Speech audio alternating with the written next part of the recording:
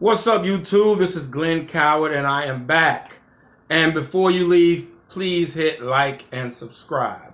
I know my page, I've been focusing a lot more on my business instead of, talking about relevant events in reference to being a Jehovah's Witness or being raised a Jehovah's Witness. But this is not a video about my device that helps you save a lot of money. But this is a video about being raised a Jehovah's Witness. The other day I was transporting a car and I stopped at a gas station, and a guy that knew me, and we're pretty good friends, he's a Jehovah's Witness. He just came back. He was disfellowship for like years, maybe over 20 years like me. I'm going on probably 25, 26. Well, he just came back.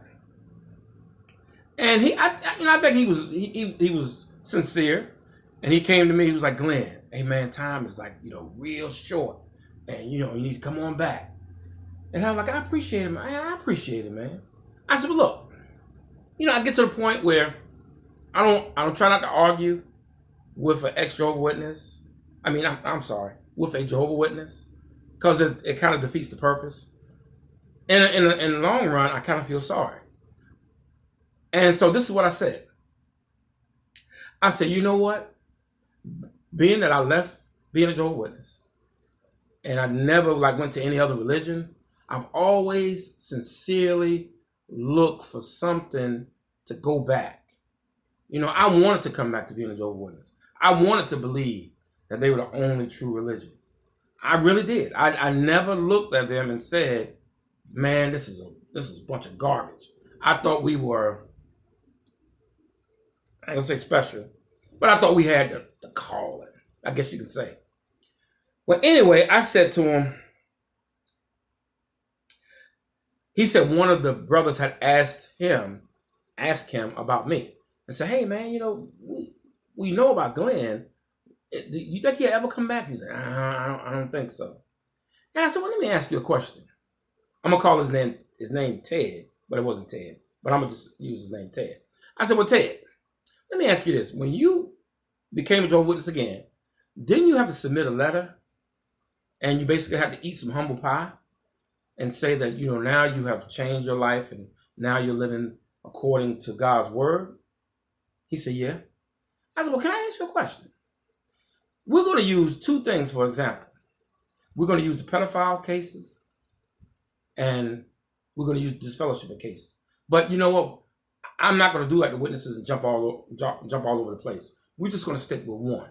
I'm going to go with the pedophile cases. I said, do you realize how many people were damaged by the society turning a blind eye? And when the government asked to see the records of ones that might have been accused of this, how they refused to give it up. So my question is, two questions.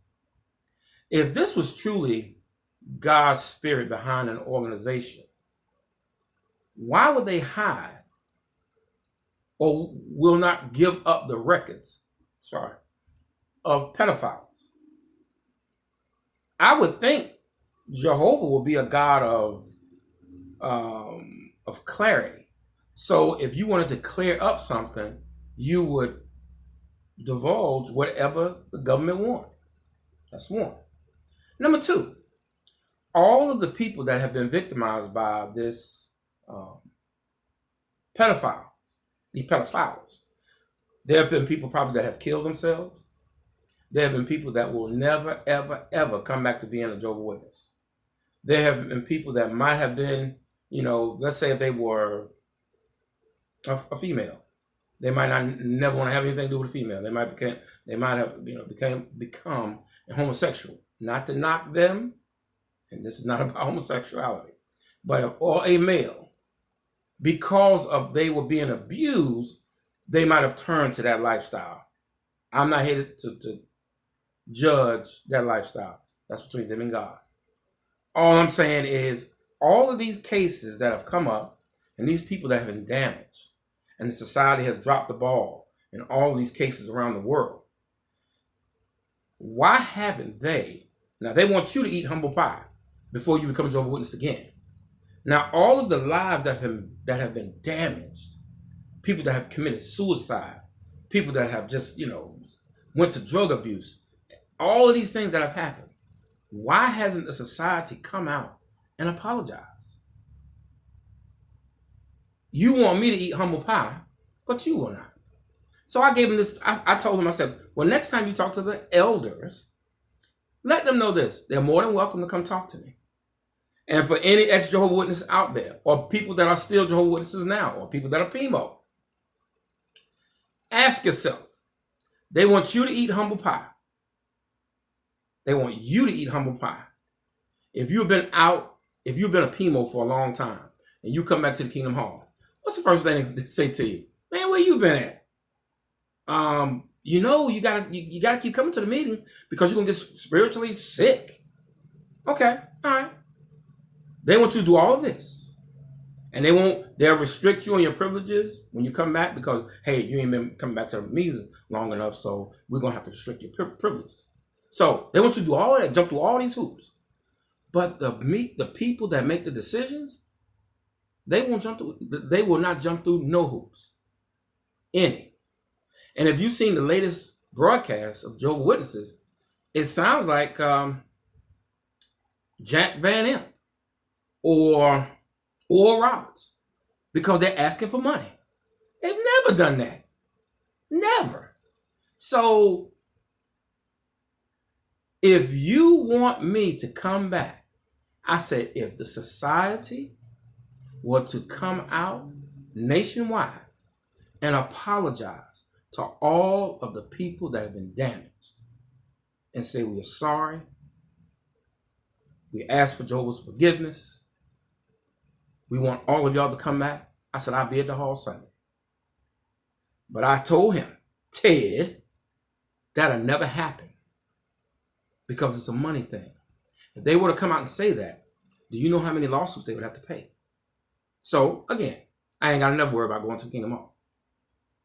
If a witness talks to you, the first thing you ask them, have y'all apologized to the people that have been damaged, people that have been hurt, people that might have killed themselves?